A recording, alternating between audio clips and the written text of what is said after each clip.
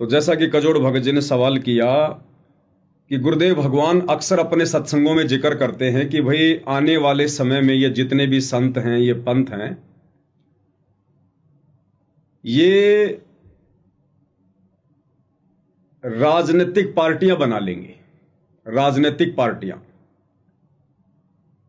आध्यात्मिक तरीके से या भक्ति मार्ग के हिसाब से जनता इन संतों को, इन पंथों को स्वीकार नहीं करेगी, क्योंकि सतगुरु रामपाल जी के शास्त्र अनुकूल सत्य ज्ञान के आगे इन सब का ज्ञान फैल हो जाएगा।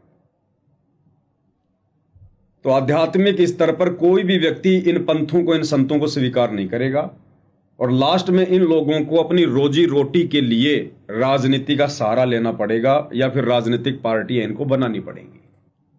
अब भाई और बहनों, यदि हम विचार करें, जिस समय गुरुदेव भगवान ने अपने सत्संगों में इस बात का जिक्र किया, उस समय तक तो कजोड़ जी हर पंथ वाला कोई न कोई पार्टी से संबंधित था। बिल्कुल। वही राम रहीम जी को देख लीजिए, बीजेपी के पीछे उनका पूरा सिस्टम जो है वो चल रहा था, वर्तमान में भी चल रहा है। हंसा देश वाले सतपाल जी हैं, वो तो मंत्री हैं वर्तमान में उत्तराखंड सरकार में। आसाराम जी के पास में आप देखते हो, पहले के समय में जब उनके सत्संग होते थे, नरेंद्र मोदी जैसे बड़े बड़े नेता उनके मंचों पर जाया करते थे। वर्तमान में जो राधा स्वामी पंथ है, उसके डेरे में भी नरेंद्र मोदी जी जाते रहते हैं, दूसरे नेता भी जाते रहते हैं। तो सारे के सारे पंथों ने तो राजनीतिक शरण पहले से ली हुई थी, किसी न किसी राजनीतिक पार्टी से वो जुड़े हुए थे। फिर गुरुदेव भगवान ने ये क्यों कहा?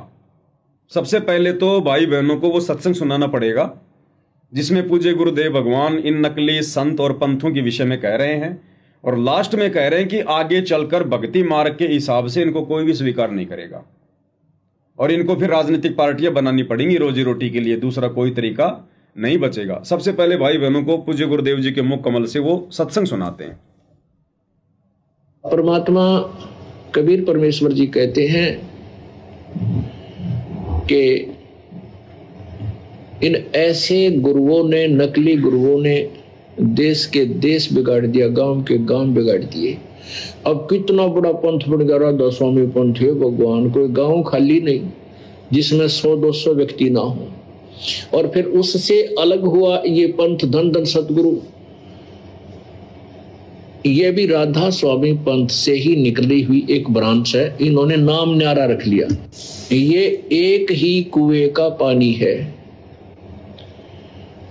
अब जैसे श्री सावन सिंह जी जो थे, वो बाबा जयमल सिंह जी जिन्होंने राधा स्वामी पंथ ब्यास में की स्थापना, वहां डेरा स्थापित किया, उसके उत्तराधिकारी थे। बाबा जयमल सिंह के तुरंत बाद सावन सिंह जी हुए।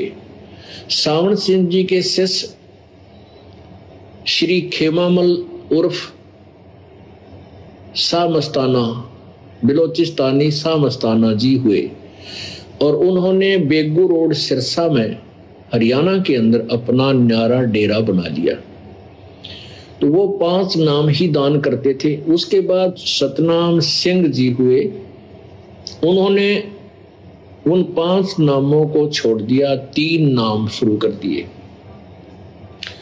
और इस धन धन सतगुरु पंथ ने देख ले, गांव के गांव उजाड़ दिए, काम के गांव बिगाड़ दिए। जहां देखा बड़ा धन धन सतगुरु वाले, हम तब धन धन सतगुरु वाले, सारे बीड़ी पीए, सारे आम व्यवहार, जनसाधारण से भी बेकार व्यवहार इन लोगों के हो गए, क्योंकि भगवान का सहारा मिल नहीं रहा। और जो परमात्मा की से डर रहा नहीं। अब कुछ दिनों के में क्या होगा, जब इस दास का ये सच्चा ज्ञान पूरी जनता में फैल जाएगा, तो ये पंथ जितने हैं ये राजनीतिक पार्टियां बनेंगी। भक्ति मार्ग से इनको कोई स्वीकार नहीं करेगा। आध्यात्मिक तरीके से इनका बिल्कुल आदर समाप्त हो जाएगा। ये बस अपना जान बचाने के लिए, रोजी रोटी चलाने के लिए राजनीतिक पार्टियां बना बैठेंगे। तो सुना आपने कजोड़ जी, गुरुदेव ने बिल्कुल स्पष्ट कर दिया कि आने वाले समय में ये जितने भी पंथ हैं, इनको आध्यात्मिक तरीके से, भक्ति मार्ग के तरीके से कोई भी स्वीकार नहीं करेगा। जब जन जन तक ये सत्य पहुंच जाएगा, लोग सच्चाई से परिचित हो जाएंगे, फिर आगे चलकर, क्योंकि ये लोग मन बढ़ाई के भूखे हैं, अपने आप को नीचे अंत तक ये नहीं गिराएंगे, क्योंकि परमात्मा की वाणी है कि राज त्यागना सहज है, सहज नारी का नेह, मान बढ़ाई ईर्ष्या दुर्लभ तजनाई। तो अंत में फिर इनको मजबूरन रोजी रोटी चलाने के लिए इनको राजनीतिक पार्टियां बनानी पड़ेंगी या राजनीतिक पार्टियों से जुड़ना पड़ेगा और राजनेताओं का सहारा लेना पड़ेगा। अब मेन सवाल यह है कि जिस समय गुरुदेव भगवान ने सत्संग किया उस समय तो सारे संत पंथ राजनीति से जुड़े हुए, फिर गुरुजी और किस संत और पंथ के लिए ये संकेत कर रहे हैं? अब ये असल में जो संकेत है ये अपने ही परिवार के लिए कर रहे हैं गुरुदेव, राष्ट्रीय समाज सेवा समिति जैसे मनमाने संगठन के लिए कर रहे हैं, शतलोक आश्रम मैनेजमेंट हरियाणा के लिए कर रहे हैं, कि आने वाले समय में इन लोगों को अपनी रोजी रोटी चलाने के लिए इनको राजनीतिक पार्टियों का संरक्षण लेना पड़ेगा, सहारा लेना पड़ेगा। अब आप देखिएगा सीढ़ी दर सीढ़ी, 2014 में बरवाला कांड हुआ, पूज्य गुरुदेव भगवान हिसार जेल में जाके बैठ गए। उसके बाद से गुरुदेव के कलयुगी परिवार ने, सतलोक आश्रम मैनेजमेंट हरियाणा ने, बड़े बड़े भक्तों ने जिस प्रकार से पूज्य गुरुदेव जी के भक्ति मार्ग में गंदगी फैलाई है, गंदी राजनीति का समावेश कर दिया, फालतू का भाईचारा निभाना, राजनेताओं की रैलियों में संगत को लेकर जाना, परशुराम जैसों की जयंती में संगत को ले जाकर आन उपासना में भागीदार बना देना, ये आप जी देख रहे हैं, किसी से छुपा हुआ नहीं है, संगत को भी भली भांति पता है। तो आने वाले समय में सतगुरु रामपाल जी का भक्ति मार्ग जब तेजी से आगे बढ़ेगा, ये सच्चाई जन जन तक जाएगी, यानी साध संगति वाली ये सच्चाई जब जन जन तक जाएगी कि संत रामपाल जी का भक्ति मार्ग क्या है और उनका परिवार आज उसे क्या बना रहा है, संत रामपाल जी का मिशन क्या है और उनका परिवार आज इस मिशन को कहां लेकर जा रहा है, सतगुरु रामपाल जी की क्या क्या मर्यादाएं हैं और आज उनका परिवार किस कदर मर्यादाएं तोड़वा रहा है। तो सच्चाई आज नहीं तो कल, देर सवेर ये तो जाएगी, फैलेगी संगत में। तो जब ये सच्चाई जन जन तक जाएगी, संगत में जाएगी, तो जो संगत आज नादानी में काल प्रेरणा से इन आश्रम वालों की हर बात को सत्य मानकर आंखें बंद करके बैठी हुई है, क्या ये संगत आंखें नहीं खोलेगी? क्या और भगत समाज जो सतगुरु से जुड़ने वाला है, क्या वो आंखें नहीं खोलेगा? क्या वो सत्संग नहीं सुनेगा? क्या वो ज्ञान को जरा भी आधार नहीं बनाएगा? क्या वो विचार नहीं करेगा इन सब बातों पर? आज जैसे इन लोगों ने धनाना में तकरीबन कई लाखों रुपये का एक बैडमिंटन का स्टेडियम बनवा कर दे दिया उन बच्चों को, गांव वालों को। आज वो बच्चे बैडमिंटन खेल रहे हैं, लड़के लड़कियां अपना समय और समाज वो बर्बाद कर रहे हैं।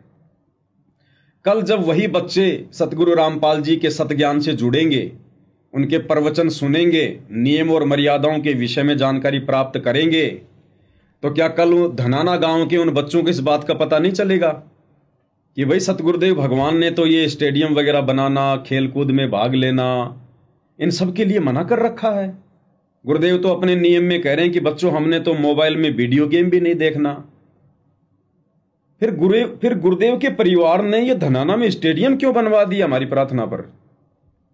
भाई हम तो अनुपदेशी थे, हमें तो ये ज्ञान नहीं था, हमें तो मर्यादाओं की जानकारी नहीं थी, और हमने प्रार्थना करी इन लोगों से और इन लोगों ने तुरंत हमारे लिए स्टेडियम बनवा दिया, जबकि गुरुदेव तो मना कर रहे हैं, संत तो मना कर रहा है, संत का ज्ञान तो आज्ञा दे ही नहीं रहा। तो क्या कल को उन बच्चों को इस बात का पता नहीं चलेगा? क्या वो गांव वाले जब कल को सतगुरु से जुड़ेंगे, सत्संग सुनेंगे, मर्यादाओं के विषय में जानकारी प्राप्त करेंगे, तो क्या उनको हकीकत का पता नहीं चलेगा?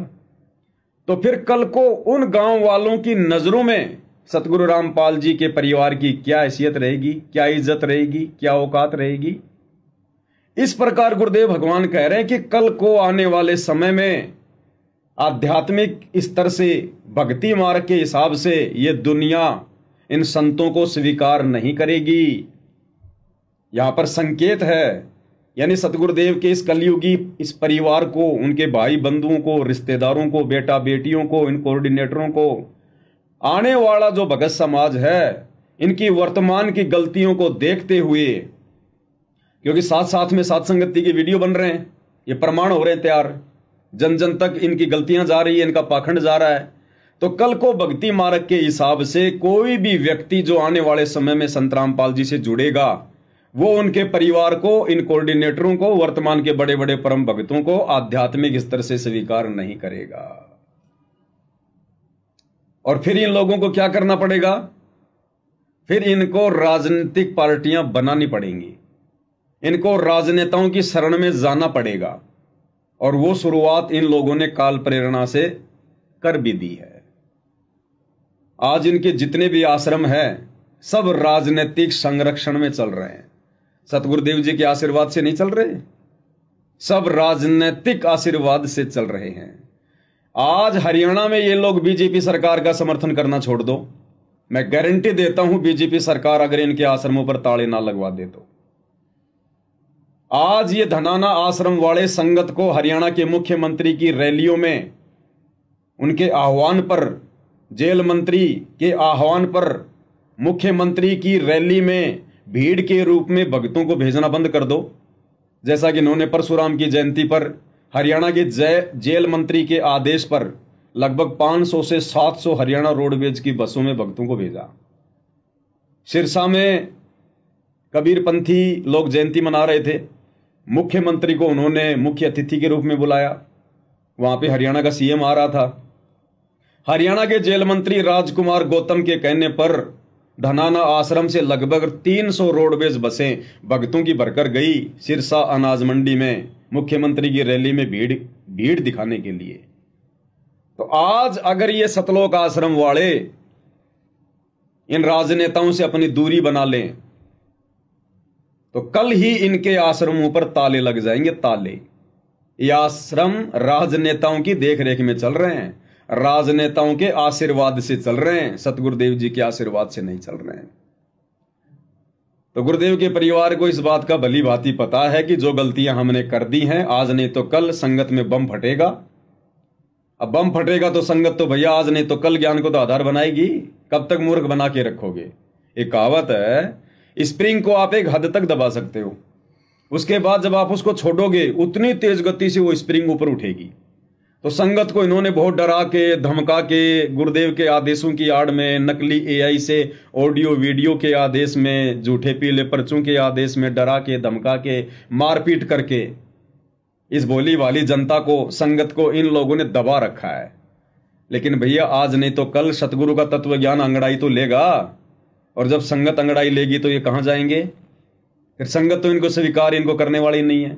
संगत तो हो सकता है कल को दौड़ा दौड़ा के इनको जूते मारे, सतगुरु रामपाल जी के परिवार को, इन कोऑर्डिनेटरों को दौड़ा दौड़ा के जूते मारे कि नालायको, तुमने हमें इतने दिनों तक सतगुरु के इस मिशन से दूर रखा, सच्चाई से दूर रखा, इस तत्व ज्ञान से तुमने हमारे को दूर रखा, हमें सच्चाई से तुमने परिचित नहीं होने दिया, सात संगति के वीडियो नहीं देखने दिए, नामखंड की कह के हमारे को दूर रखा, हमारे भगत भाई बहनों से, सात संगति वालों से हमारे मन में तुमने द्वेष पैदा करवा दिया।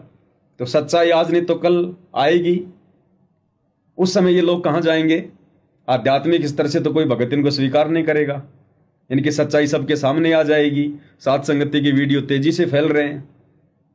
फिर इन लोगों को इन्हीं राजनेताओं के साथ में मिलकर अपना कार्य करना पड़ेगा, अपनी रोजी रोटी का धंधा करना पड़ेगा, क्योंकि उस समय इनको संगत भी नकार देगी और सतगुरुदेव भगवान भी इनको नकार देंगे।